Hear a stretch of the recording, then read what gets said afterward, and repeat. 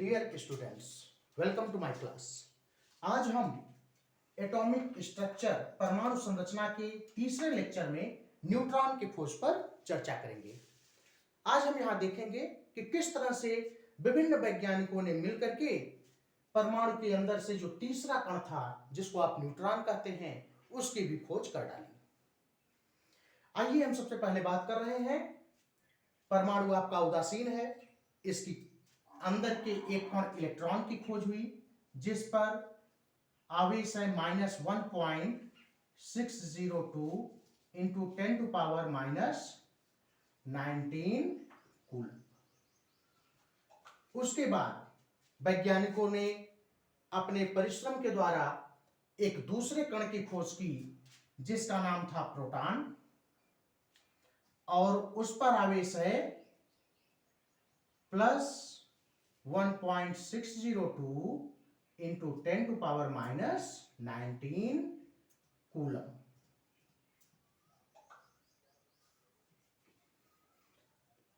अब यहां पर परमाणु जैसे पहले उदासीन था, दोनों इलेक्ट्रॉन और प्रोटॉन के कणों का जो आवेश है वो परमाणु को फिर उदासीन कर दे रहा है और परमाणु हमारा उदासीन अवस्था में आ गया।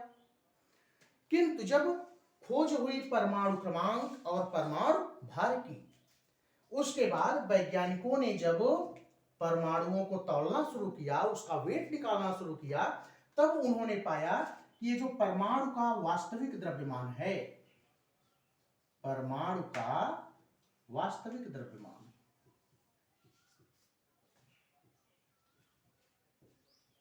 सामान्य रूप से परमाणु का वास्तविक द्रव्यमान उसके कणों की संख्या के योग के बराबर होना चाहिए, बराबर इलेक्ट्रॉन का द्रव्यमान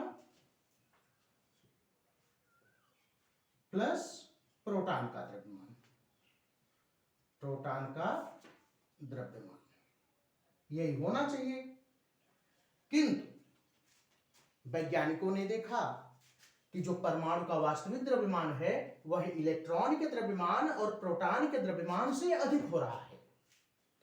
तब जाके एक बार फिर वैज्ञानिकों के दिमाग में थोड़ा सा कंफ्यूजन क्रिएट हुआ कि भाई ये अधिक क्यों हो रहा है। अगर दो कण हैं तो दोनों का भार इसके भार के बराबर होना चाहिए। तब उस समय एक वैज्ञानिक सामने आए, उनका नाम था अर्नेस्ट रदरफोर्ड। रदरफोर्ड का नाम आप सुने होंगे, वही प्रोटॉन वाले जी।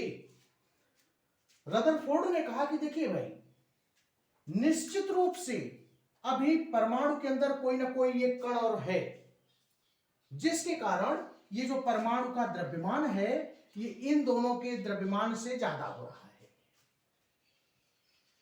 और उन्होंने एक बात और स्पष्ट किया कि जो पदार्थ है, जो कण है, वो उदासीन है, उस पर कोई धन आवेश या ऋण आवेश नहीं है, उस पर सिर्फ भार है।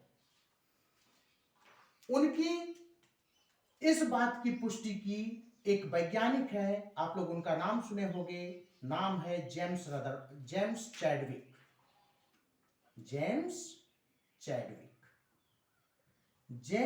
चैडविक ने रदरफोर्ड के इस विचार की पुष्टि की और उन्होंने क्या किया, अपने एक प्रयोग में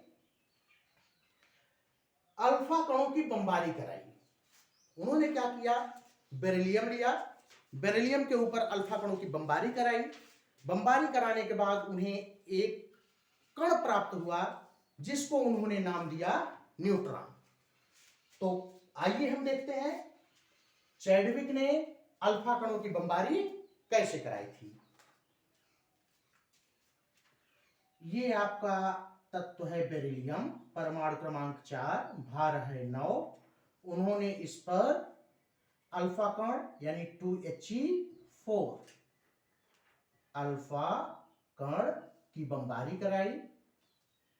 बमबारी कराने के बाद उन्हें एक पदार्थ प्राप्त हुआ, जो नया पदार्थ बना उनका था कार्बन, भार 12 प्लस।